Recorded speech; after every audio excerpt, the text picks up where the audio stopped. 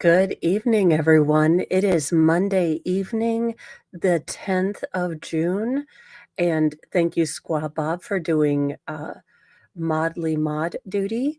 Welcome, Tammy. We have all of the news. We have a bunch of things, some tragedy, some hilarity, some absurdity, as per usual. Oh, you're fine. So, our first story today, I am shocked. The nudists are worried. This is what happens when you have access to hubs every second of the day. No one wants to be naked outside anymore.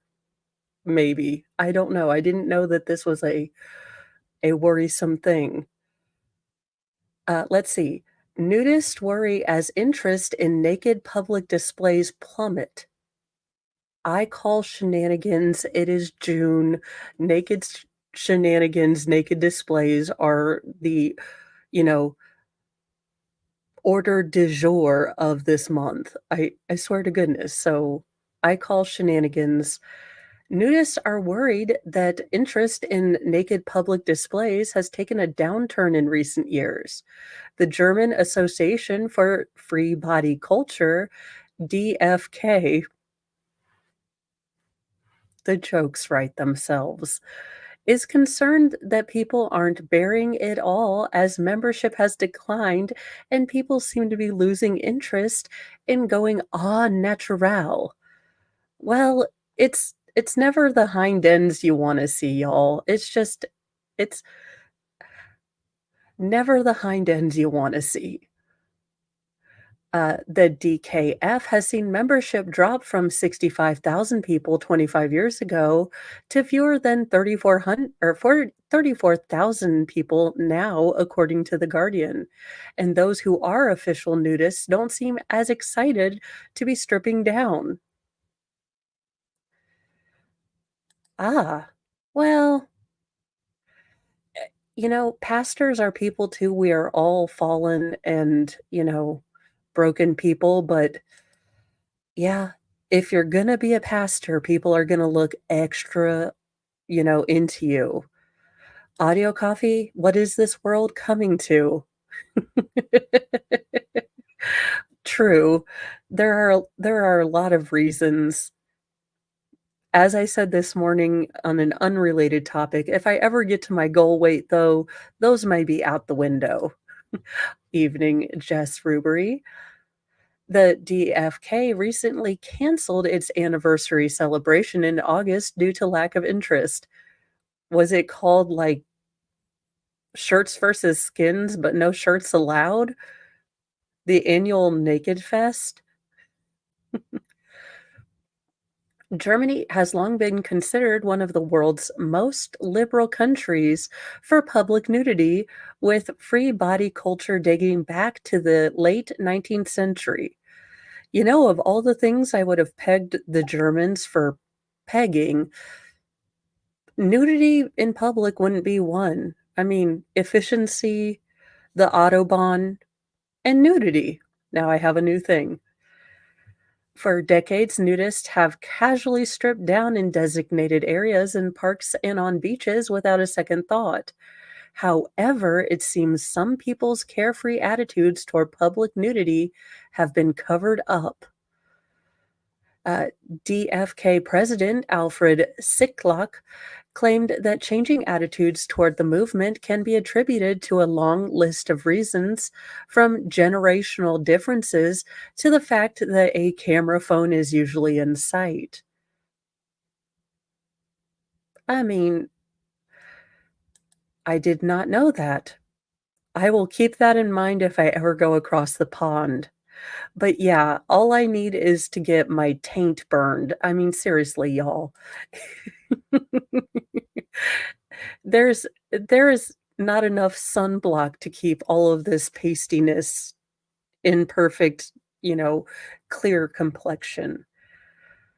He also believes that social media has increased people's insecurities. No, I was insecure about my body before the internet, but I mean, it doesn't help.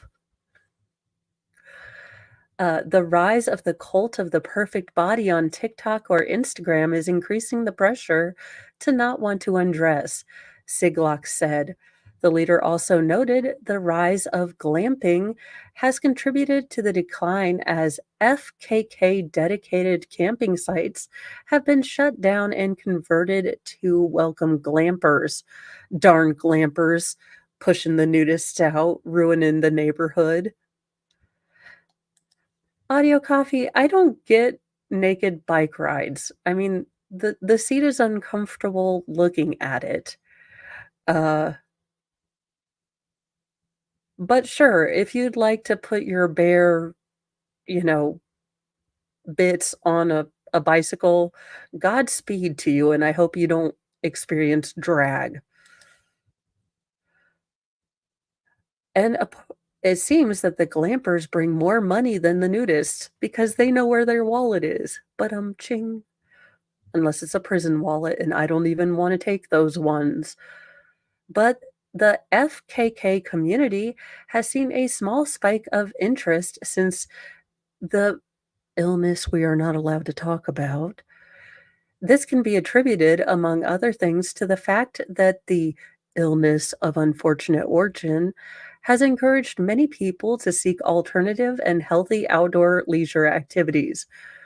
All I can see happening to me if I went, bare and beautiful in the woods is poison ivy that I would have to explain to an ER doctor on the places where sun doesn't shine and, probably getting attacked by a water moccasin because I have a I just don't have any good luck with forest creatures. He plans to advocate for his community and hopes to attract more members ready to strip down and strut around. Well, I mean, one can do that, I guess. All the naked places you will go. It's Dr. Seuss's new book. All the schmeckles unbound and the boobies just flapping in the wind. We will fight to keep on board every single naked person who wants to be with us. That's a visual. He said, FKK is an ancient culture that cannot and will not die, and Siklock isn't the only one working to welcome more nudity. Nudist couples hoping to celebrate their nuptials in the buff have an invitation from Italian officials in Venice Beach, located halfway up Sardinia's west coast. Although visitors have been shedding their scanties on the sand of Benas for years, San Vero Meals Mayor Luigi Tedeschi, who has been the official since 2015, officially designated the beach a clothing optional spot 2 years ago and recently announced a plan to host weddings. I'm kind of okay if grandma and grandpa want to get married in the buff. I just don't know if I want to go there too. I mean, hey, you wouldn't have to buy a hideously colored bridal outfit. I mean, or bridesmaid's dress. I can see a future in this for very cheap friends. Look, have you ever considered being a nudist? I really hate that color. I mean, it works for me. Uh, in, well, he's not the sharpest tool in the shed. It's all good. Authorities find human remains in a man's home the day after his conviction for murdering his wife. I mean, apparently he's like, it is what it is. Pennsylvania man Brian Bradley Gillis took almost a jocular and quite embittered tone when Johnsontown Fox affiliate WWCP recorded him amid his Thursday guilty verdict for unaliving his wife, Nancy Gills. Quote, "Nope, I'm innocent, but if this is what they want to do, then let them do it, man," he said. "I've been railroaded before. It's all good. There ain't nothing I can hope for, right? Everyone got what they wanted." End quote. Prosecutors reportedly said that over time, the defendant told a total of 18 different stories. Yeah, pick at least like 5. I mean, don't go 18. About what happened to his wife, it turns out, however, death seems to follow him. Authorities in Cambria County said that they found human remains in the basement of the Johnstown home where the couple had lived, according to the Tribune Democrat. This all happened not only after the murder conviction, but amid his girlfriend Jilly Tadaro's ongoing disappearance. Yeah, he's like, "I don't know, they come to my house, they never leave." It it's like the, Hotel California Eagles song. I mean, I just yeah, because the entire world, sir, conspired to put human remains in your home. Uh, quote, "This is going to be a lengthy investigation and methodical process in removing these remains," Cambria County Coroner Jeff Lees reportedly said. Authorities reportedly took less than 3 hours when executing the search warrant Friday morning in the 500 block of Franklin Street. They had been acting on information about a body possibly being in the basement, according to the outlet. Can you imagine renting the home after this D bag and then you're like, there's a funky smell in the basement. This guy's just been convicted. Maybe we should call the cops because it could be a rat or it could be a person. The home is where Brian and Nancy Gills lived in an apartment before the wife disappeared in October 2018.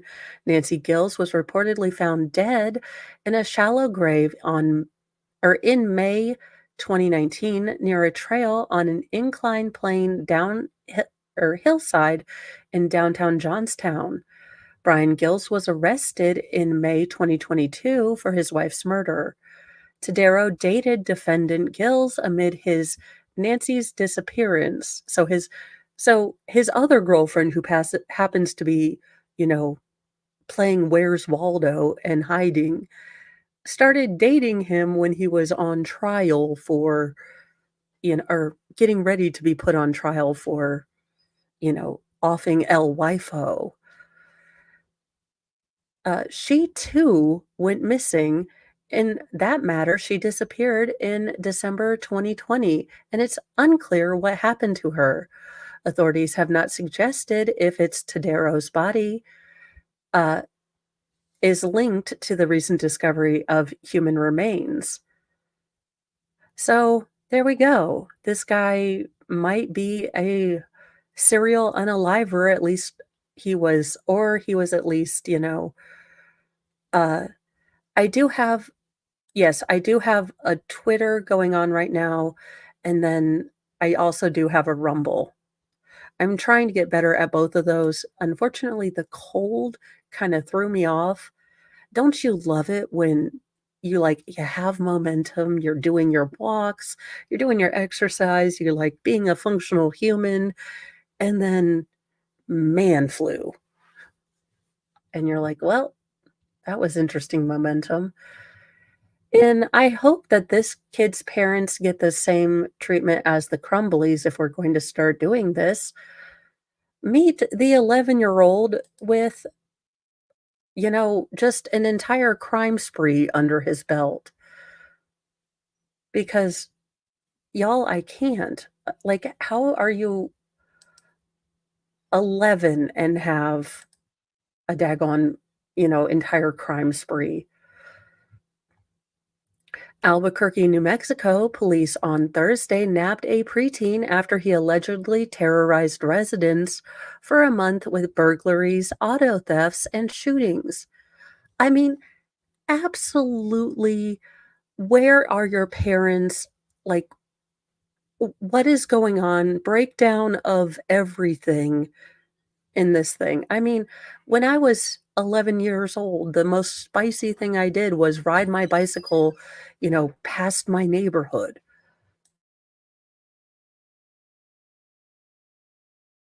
One second. Apparently, my son needs Roblox. So, it's not like I've had this particular time slot.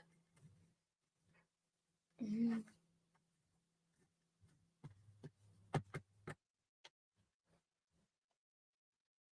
All right, there. Hey. Let's see. Albuquerque Police Department Chief Harold Medina said he was disappointed to see an 11-year-old arrested for crimes ranging from burglary to shooting a firearm. Quote, but this armed individual's behavior was escalating and he was a danger to the community, Medina said. We need to do something about the toxic mix of force multipliers and social media. No, no, this is we need to do something about the toxic non-parenting that is going on in some areas with some people. I mean, honest to goodness, let me try to have a crime spree. I would still be in the ICU in a coma, okay? My mom did not play that. If you are, not terrified of your parents, but maybe a little scared of how my mom probably wouldn't bail me out, honestly, if I went to juvie. She'd be like, "No, you can stay there. Kids need consequences." Who'd have guessed? According to local reports, the boy, whose identity was not released because of his age, is facing several charges, included aggravated assault with a deadly weapon, conspiracy, shooting at or from a motor vehicle, shooting into an occupied dwelling, aggravated battery, unlawful possession of a weapon by a minor, non-residential burglary, criminal damage to property over $1,000, and conspiracy to commit fourth degree felony. The crime spree began on May 5th when a Kia Forte was stolen in northeast Albuquerque. A week later, a woman reported that four juveniles were throwing rocks at windows of her home and hit her leg. The same day, a 12-year-old boy called police and said a group of boys who call themselves the Kia Boys and are known to frequent the area were throwing rocks at her house trying to break in. On May 17th, Albuquerque officers responded to a commercial burglary where an individual witnessed a stolen vehicle crash through the entrance of a store, causing $15,000 in damage. On May 29th, a man called the police reporting that he had been shot at by four juveniles in a blue Kia after he told them to leave the front of his home where they had been parked. Additionally, last week, Albuquerque police were alerted about a man who had been shot in the hand on General Chenault Street. A handgun was later recovered at the scene. I'm, y'all, no, absolutely no. I This is absolutely ridiculous. These parents need to be put in jail. Look, I'm getting tired. You take upon the responsibility of creating a good functional human being when you become a parent. And we might not be the most perfect people. We are human. We're going to screw up. But as long as every day your goal is to continue to facilitate that, this smallish human not becoming an utter dingleberry on the butt of humanity, then we're doing okay. This These parents were just like, he's 10, YOLO, have fun. Eh, No idea. Y'all, I would be in the hospital if my mom caught wind that I was doing these shenanigans.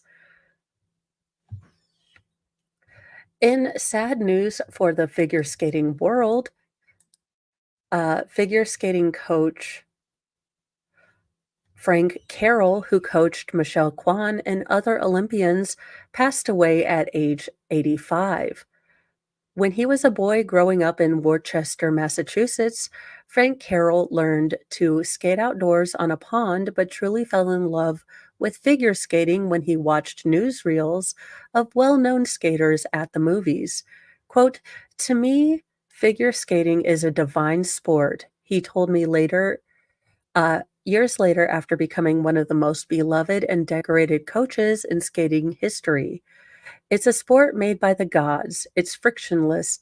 There are beautiful flowing costumes done by a costume designer. There is musical interpretation. There is emotion. There is athleticism and tremendous physical strength involved. It inspires people to cry. It inspires people to cheer. It pulls the emotions out of people.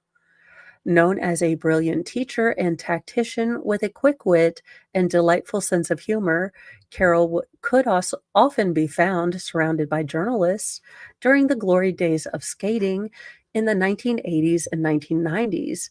As Kwan rose to the top of the sport, her appearances at press conferences with Carol sitting by her side, listening intently, interjecting here and there, occasionally raising a sarcastic eyebrow, were legendary. Carroll, who coached Michelle Kwan, Evan Lysick, Timothy Goebel, and Linda Frentani, among other Olympic, world, and national champions and medalists, died Sunday in Palm Springs, California, after a battle with cancer. He was 85.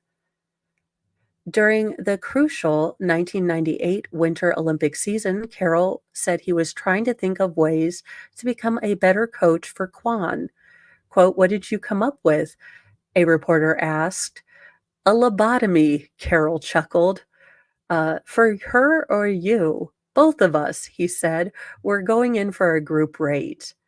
Once standing by the boards as he sent Kwan onto the ice at a competition, he held up and shook the book he was reading that week to make sure she saw it.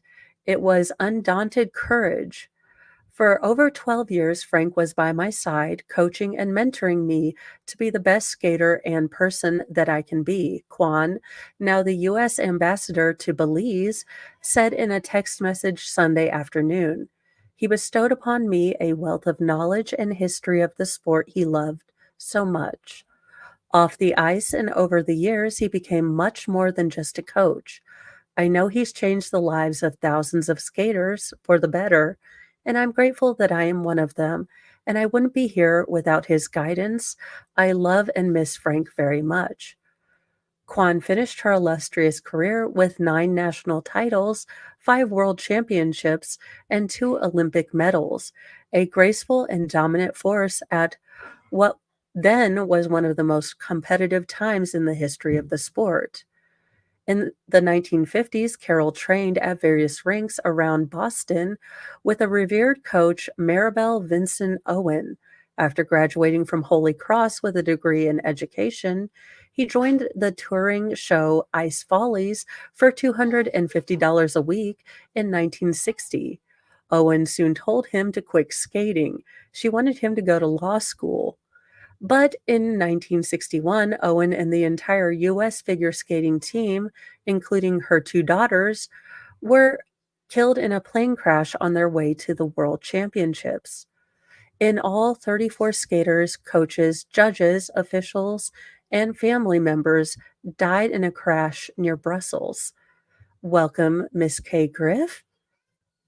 Carroll never went to law school. After 4.5 years in the ice show, he became an actor in Los Angeles doing, quote, "terrible B movies," he said, and teaching skating in the afternoon.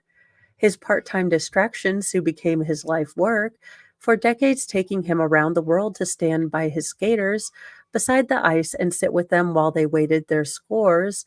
In a Kiss and Cry, Carroll retired in 2018. In addition to Kwan, uh, Lessig, Goebel, and Frentian, Carroll also coached, among others, Tiffany Chin, Christopher Bowman, Nicole Bobek, and Gracie Gold. He was inducted to both the U.S. and World Figure Skating Halls of Fame. For much of the time Kwan worked with Carroll, her choreographer was Lori Nickel, Carroll's collaborative partner. Frank was a rare and glorious combination of high intelligence, discipline, courage, and kindness, Nickel texted, a gentleman simultaneously hilarious and refined, whose voice I hear in my head every day, both on and off the ice. So I'm glad that he had a full life, and it seems like he was surrounded by family and friends when he passed. And really, that's the best way that I can imagine. And he seemed like an all around good guy. So, with all those coaches turning out to be horrible monsters and like evil crazies, I like knowing that there were some coaches that were really nice and sweet and mentors. Let's see here. Ohio, if you want to see all of the world's pinball machines, Ohio arcade owner has the world's largest collection of pinball machines. The owner of an Ohio arcade was surprised with a Guinness World Record when his daughter secretly counted his collection of 1,041 pinball machines. Robert Burke, owner of Pastime Arcade in Girard, received confirmation that he holds the world's largest collection of pinball machines after his daughter Riley Burke applied for the record in secret. Riley Burke enlisted the help of Pastimes Arcade employees to catalog the machines, as not all of them were out on the arcade floor. Quote, they basically built this contraption where they would open the game, slide these four legs on it, take a picture, and take them off, Riley Burke told WKBN TV. The team arrived at a total of 1,041 pinball machines after eliminating all of the duplicates, which means he has like 2,000, but three or four of his favorites, I'm sure. Riley Burke said she received word that the record was accepted on May 7th, 3 days after her dad's birthday. She presented him with a certificate at a party celebrating the arcade's first anniversary. I can't hardly believe this.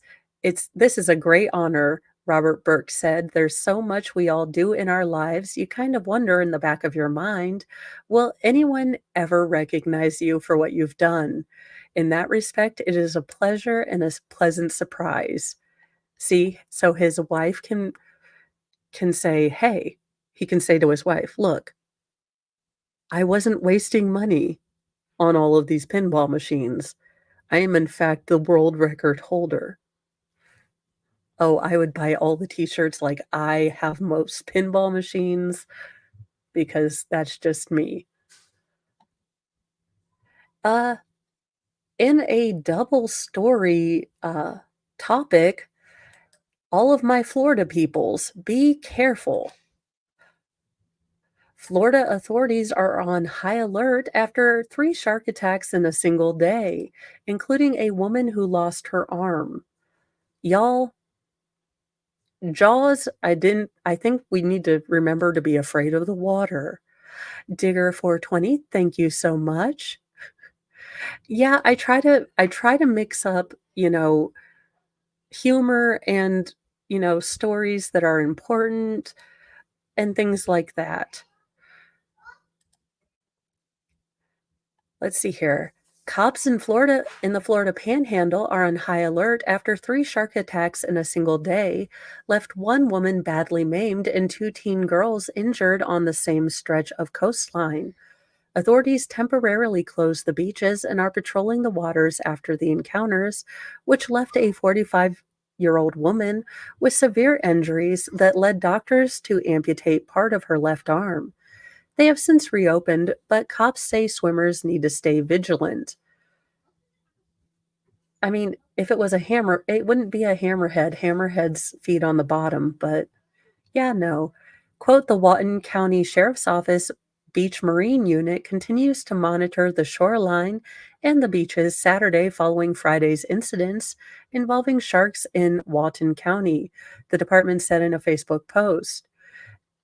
Deputies spotted a 14-foot hammerhead east of South County Highway 395 in Santa Rosa Beach This morning from the boat, which is not uncommon, the post continued. We want to reiterate that sharks are always present in the Gulf. Swimmers and beachgoers should be cautious when swimming and be aware of their surroundings at all times. Authorities posted red and purple flags on the beach to warn swimmers, red for high hazard and purple for dangerous marine life. In another Facebook post, the sheriff's office asked visitors to be aware of their surroundings and remember we are guests in the Gulf of Mexico. The 45-year-old woman who suffered the most egregious injuries was swimming with her husband at Watersound Beach in Whatton County at about 1:15 p.m. Friday when the shark struck, South Walton Fire District Chief Ryan Crawford told reporters. The attack caused significant trauma to the victim's body. Part of her left arm was later removed, the chief said, according to ABC News. She was airlifted to HCA Fort Walton Destin Hospital in critical condition. About an hour and a half later, a shark attacked two teens who were swimming with their friends in waist deep water near Inlet Beach, about 4 miles away, officials said. The girls, ages 15 and 17, were both hurt, with one girl suffering significant injuries to her upper leg and hand, Crawford said. Two doctors who were vacationing together happened to be in the water during the attacks and provided potential life saving care to the wounded girl. Ryan Forbes and Muhammad Ali, probably not the same one, were boogie boarding in the water with their kids when they heard panic on the shoreline, according to News 5 WKRG. We all started running out of the water, Forbes said. I grabbed my son, he grabbed his daughter, and we looked over to the left as we were getting to the beach and saw cloudy red water from the shark attack.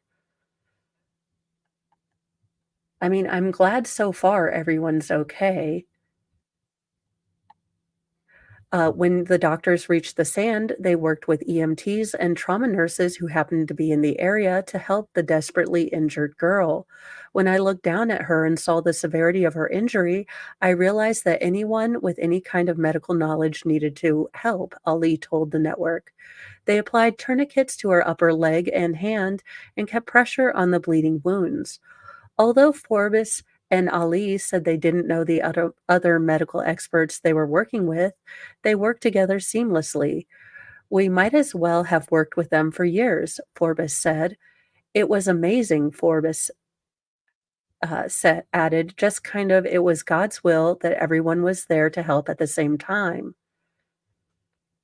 The victim was airlifted to Ascension Sacred Heart Pensacola Hospital in critical condition. EMS workers brought her friend, who only had minor injuries to her foot, to a local hospital for treatment. This is an anomaly. Everything from it being three victims to where it's at, Walton County Sheriff Michael A. Addison Jr. told reporters. All we can do is respond, control, and mitigate what we can. Atkinson said the last shark attack in the county was back in 2021, and the last fatal attack was in 2005. I mean, are we talking meth sharks? Because I think that would be awesome. I mean, not awesome, terrible, terrible.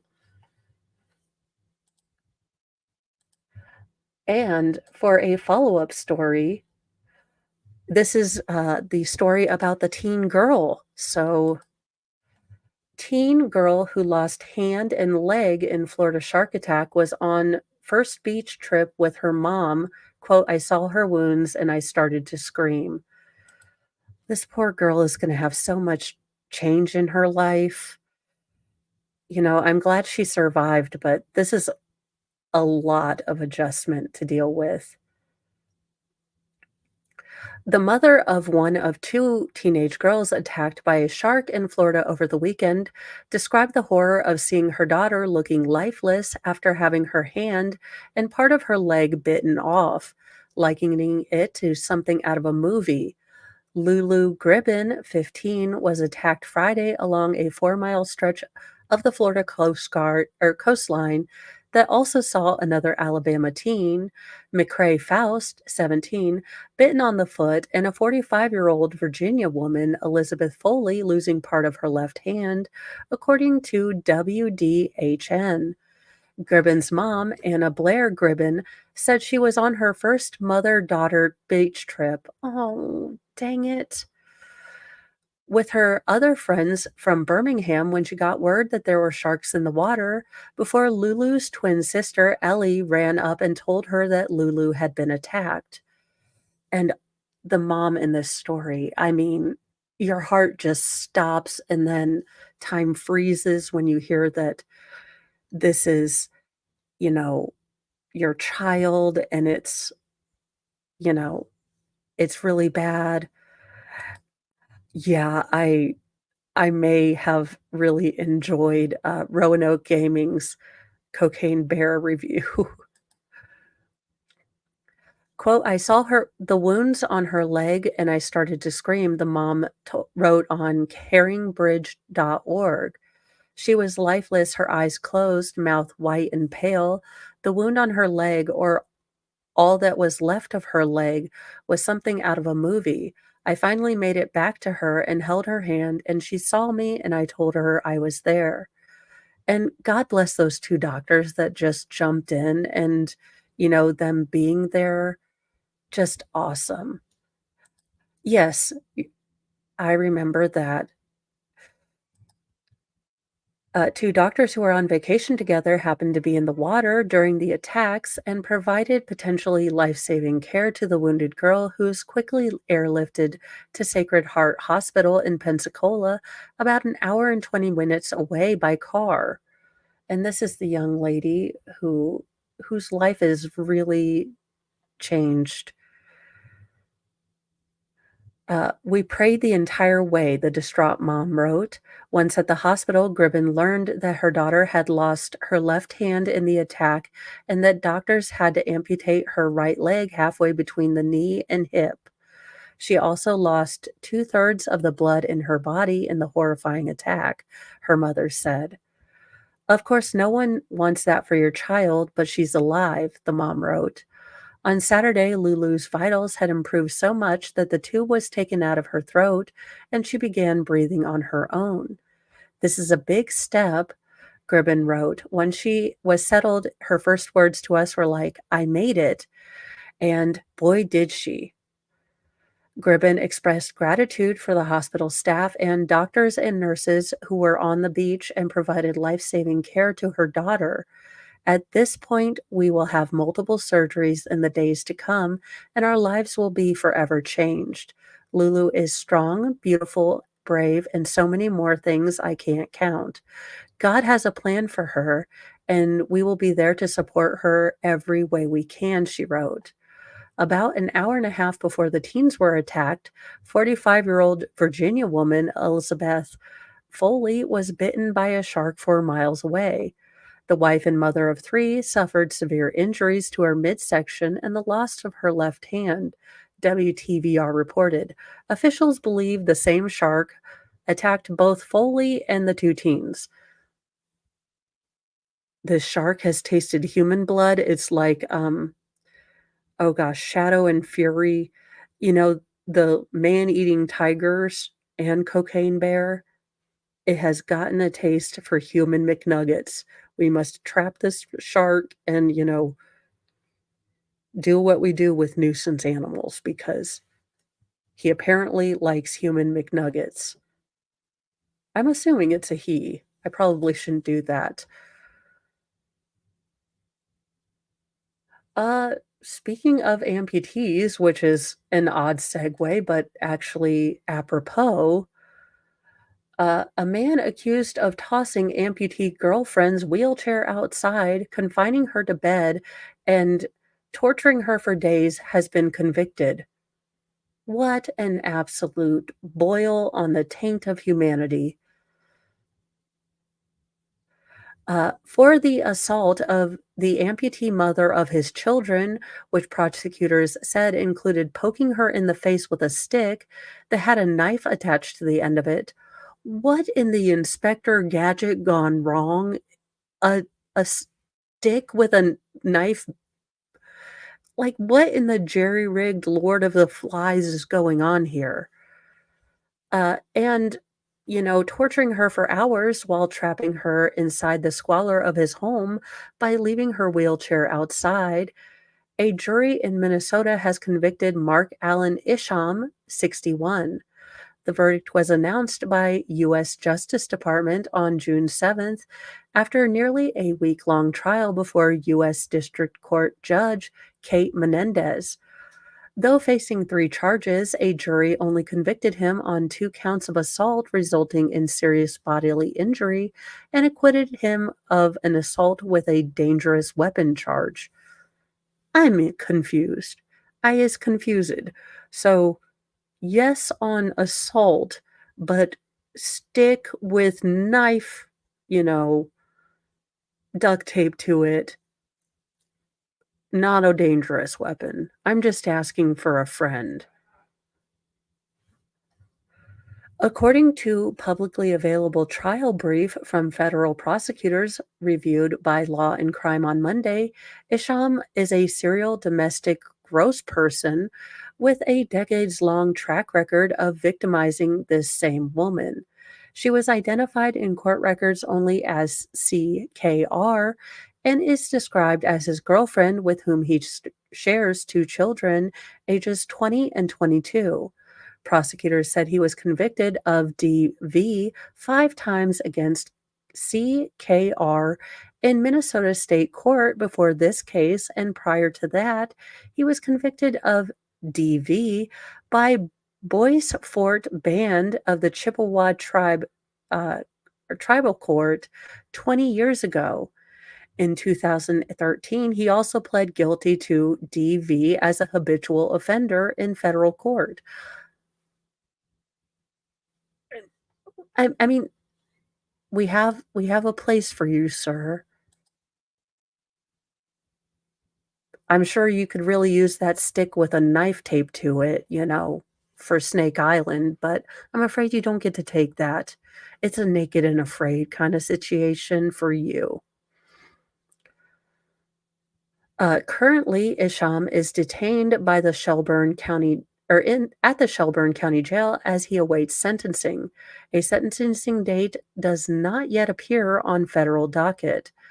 The road to Isham's conviction began in mid-March 2023 when, according to court records, the on again, off again couple reconnected following CRK's near completion of an addiction program in Virginia. Due to housing issues, she was transferred from Virginia to a shelter in Duluth, Minnesota.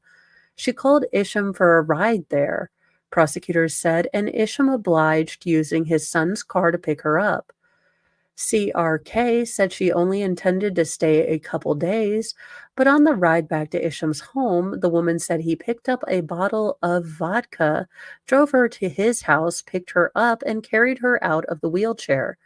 She is a single leg amputee, then set her down on a bed in the living room, because that's where we all sleep, is in our living room on a blow up mattress in a van down by the river. Uh, he left her wheelchair outside so she could not escape. Sir, I'm about to send you like covered in rats to Snake Island.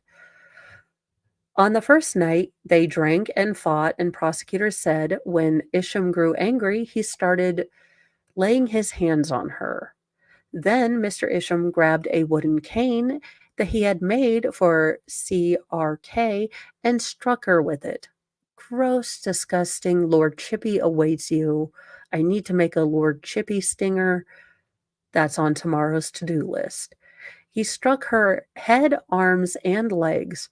Mr. Isham also used a stick with a knife taped on it to prod CRK's face, prosecutors wrote. The woman told them it felt like all of this lasted all night long, and at the end of it, Mr. Isham force fed CRK her own waste. Sir, trebuchet into the sun. You don't even get Snake Island. Trial exhibits include a number of disturbing photos for jurors to review.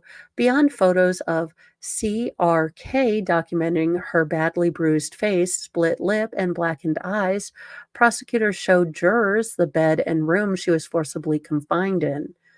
One piece of evidence included a photo of an open trash can with human waste sitting near the top at the end of the bed.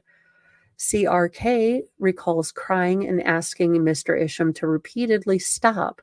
Mr. Isham threatened CRK throughout the entire evening. He screamed, I should just delete you. I should just, ducking tie you up, court records state, noting he also broke her glasses at one point.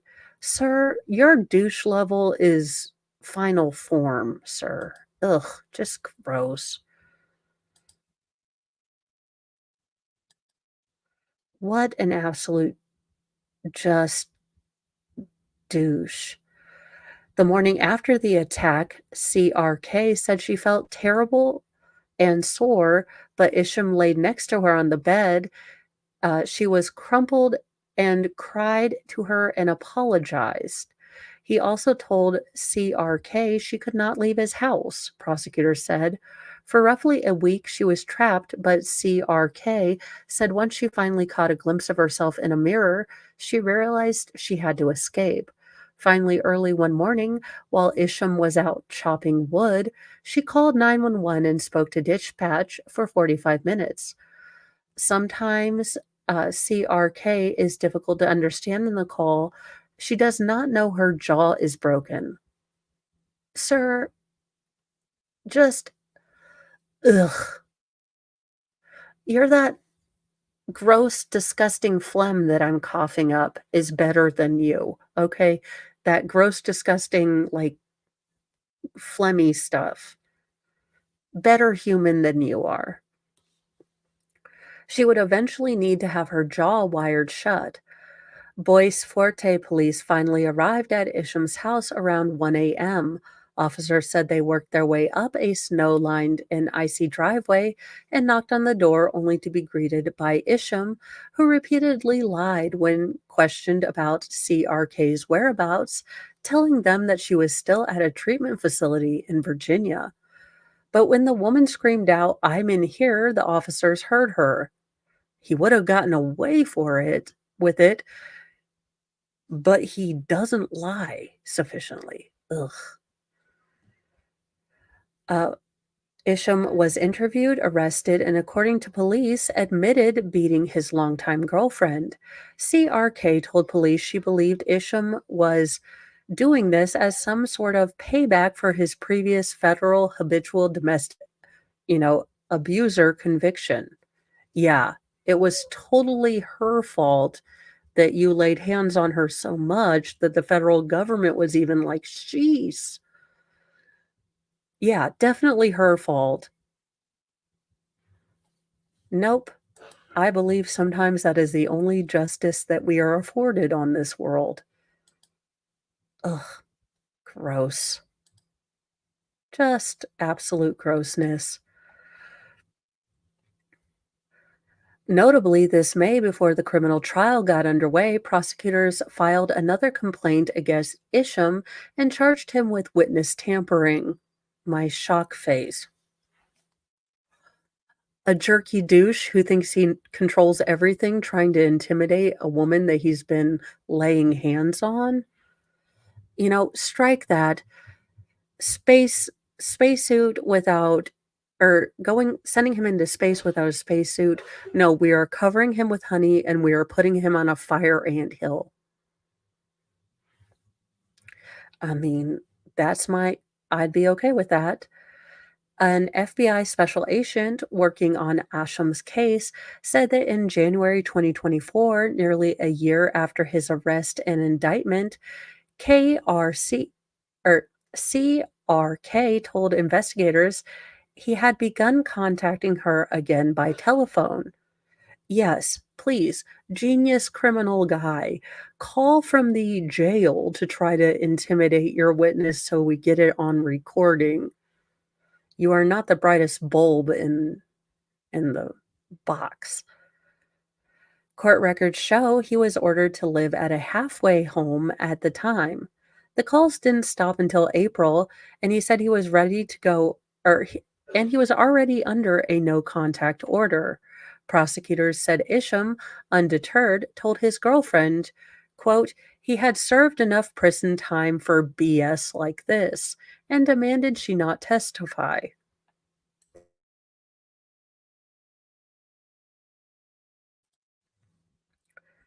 Yeah, okay. Quote, maybe you shouldn't go to court, he allegedly told her. But if she did, the special agent said Ishram directed CRK about what she said should say. Also told her to concoct a fake story so he could argue self-defense. Yes, this woman who is not ambulatory without her wheelchair was attacking me, and I was like, "Stop! No! Help!" Now, sir, I understand that you were probably drunk on prison hooch, but in what world does that story make sense? I do not know. And asked her not to talk about the weapons used. Welcome incoming flux raid. An attorney for Isham did not immediately return a request for comment on Monday. I mean, I can't imagine what his defense is going to be. Look, I drank an entire bottle of vodka. I have no idea how this happened. No, sir, you. No, unfortunately, JKD Buck, this is a serial domestic hand layer honor who kidnapped his amputee girlfriend and basically tortured her for a week.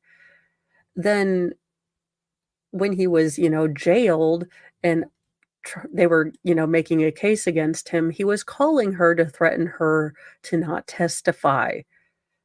Now, I know you're going to be shocked, but he believed that he'd been in jail long enough for this BS.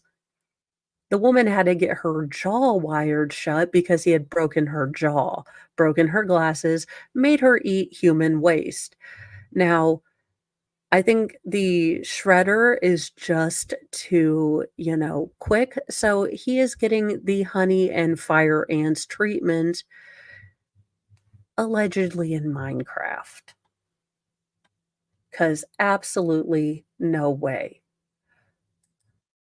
In good doggo news, because we need a good doggo news after that, a loyal dog saves a camper's life after running miles for help, no words. Him is very proud of himself. He is on the TV. A loyal canine received his owner's or saved his owner's life after running for miles to guide others to the scene of a horrific car crash in Oregon. In a Facebook post published on June 3rd, the Baker County Sheriff's Office said its deputies learned of the crash on Monday morning. Officials received a report about a vehicle over an embankment on U.S. Forest Service Road 39. The reporting party explained that his brother, Brandon Garrett, had not made it to his camp yesterday afternoon, the Post stated. Family members located his vehicle that morning but were unable to reach it due to the terrain. One of his dogs traveled nearly 4 miles to their camp, which alerted the rest of the party that something was wrong, officials added. Heart stopping pictures show the truck flipped onto its side in the middle of Rocky Creek. Authorities used high line rope system to rescue the victim. Members of the Baker County Search and Rescue Ropes team set up their rescue equipment and began the difficult task of reaching Garrett, the Post stated. Once the team was able to reach him, they loaded and secured him in a rescue basket. He was connected to a high-line rope system and pulled across the ravine. I mean, absolute fantastic job. People that work with ropes and doggo and everyone. Okay, do. He was connected to a high line rope system and pulled across the ravine where he was transferred to a group of SAR members and medical personnel, the sheriff's office added. Garrett was transported by halfway ambulance to life flight helicopter where he was airlifted to a regional hospital. An investigation found that Garrett was traveling with his four dogs when he failed to negotiate a curve, causing the vehicle to plummet off the embankment. Garrett was able to crawl approximately 100 yards from the vehicle where he spent the night, the Facebook post said. The rest of the party continued to search for him, and family members located his vehicle on the morning of June 3rd. The three remaining dogs were located alive at the crash scene. I'm so glad that the doggos were okay. But, the bravest doggo needs all the dogs and cheeses, all of them. Fox News Digital reached out to local authorities to inquire about pictures of the dogs but did not get a response. This is news media. You are failing me. We should have gotten dog pictures like chip, chop, chip, as Jamie would say. Locals commented or commended the first responders in the Facebook posts comment section and applauded the doggos too. All four dogs are heroes, especially the dog with the great memory who ran 4 miles back to camp and alerted the family, one commentator said. Amazing. Thankful for this outcome. Somebody get that dog a bone. He saved his person, another remarked. No words. Dogs go above and beyond always, said a third Facebook user. Well, to be fair, Fry would have probably said, "Hello, I am Fry, and I am your friend. Where is camp? We were going on a ride, right? I don't like rides." But this is such a great story, and, we have 2 interesting stories, so here you go, for National Maritime Love Day, I guess, but apparently, if you would like to have the best, protection in the world, skin luxury condoms guarantee well, they guarantee great sex. I mean, seems like a pretty hefty order to put on a box, but okay.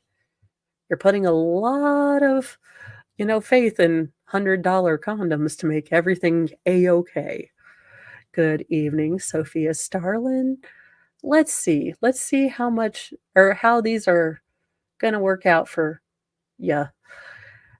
Sex sells for $100. Skin, a popular non-latex condom brand, is now offering a pack of quote unquote luxury condoms that essentially quotes guarantees you'll have great sex for an eye-opening 100 bucks. I mean, or just buy her some White Claws. Also, this can only end in child 7 and 8 for me, so the Supreme Feel condoms are marketed as the world's thinnest polystyrene, a synthetic rubber condom meant to provide the feeling of skin on skin contact while still offering out, Griffin. You don't need.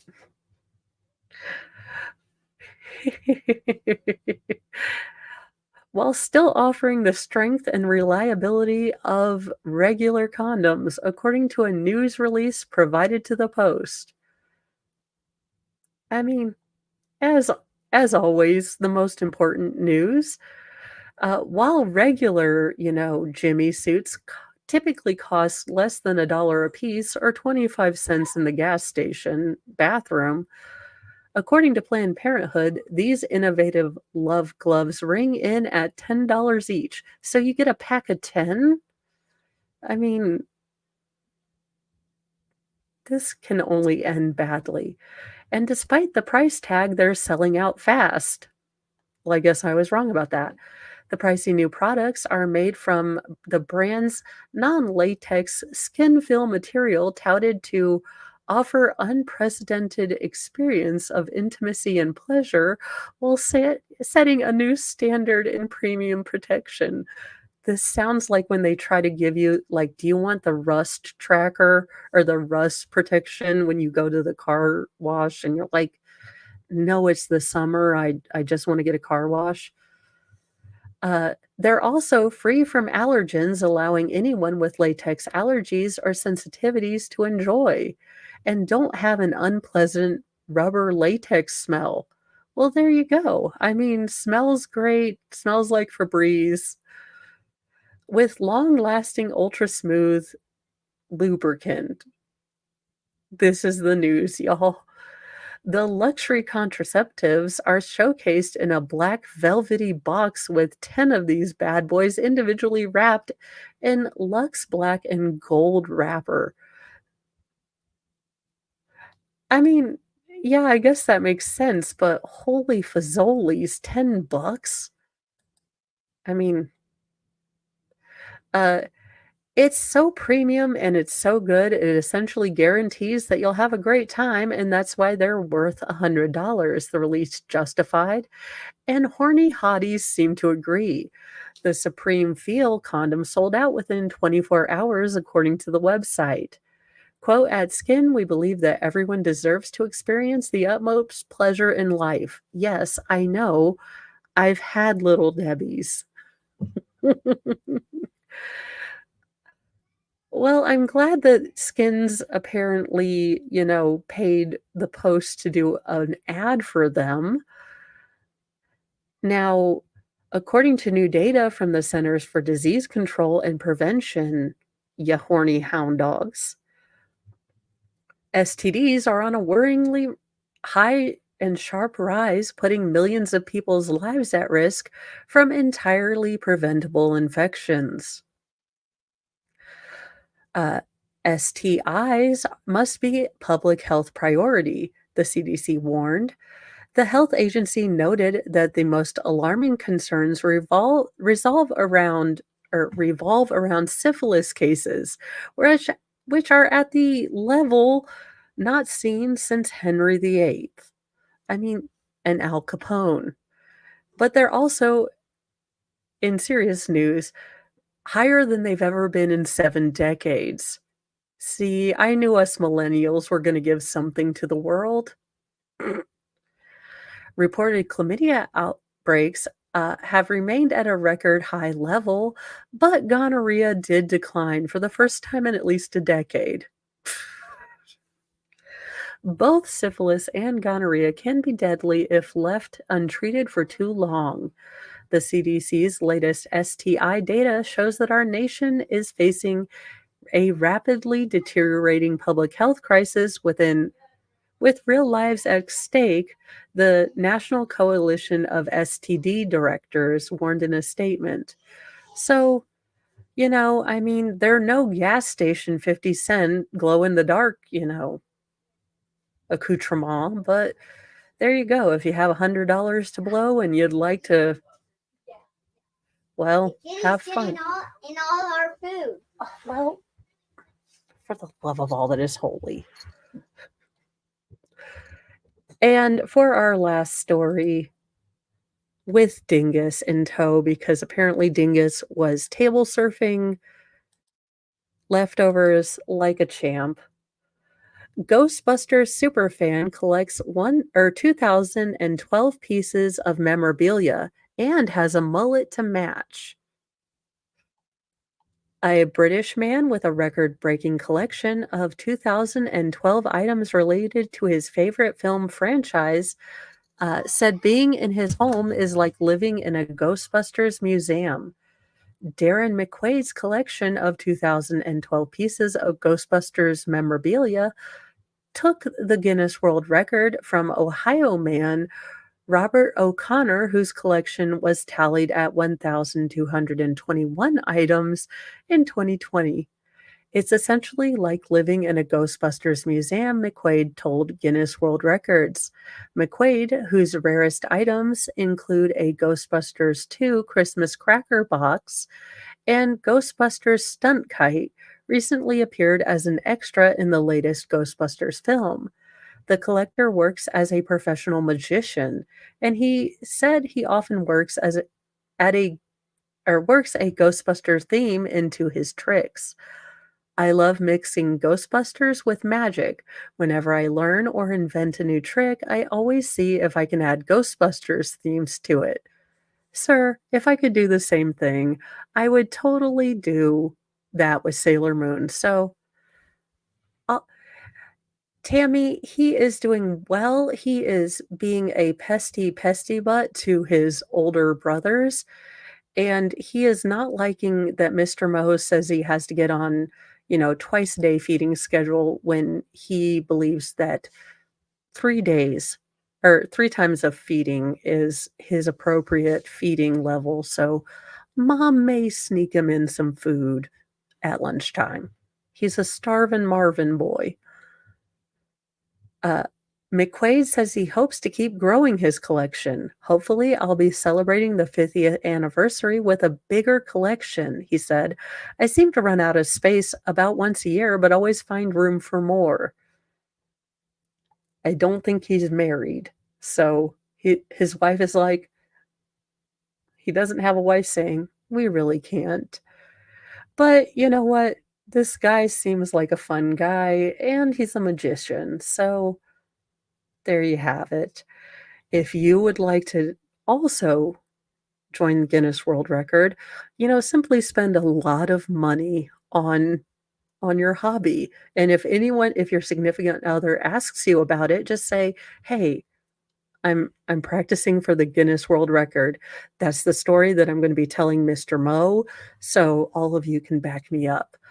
I am going to be sending you guys over to Shizzy. I am going to do a bio break and then head on with him. I think he is covering the craziness that is Sarah Boone and a bunch of other cases. So I will be over there and, we will be figuring out what the heck is going on with Sarah Boone. No one can quite explain it. Have a great evening if you aren't joining me over there. Be kind to yourself, be kind to others, and I will see you in the morning. Bye, guys.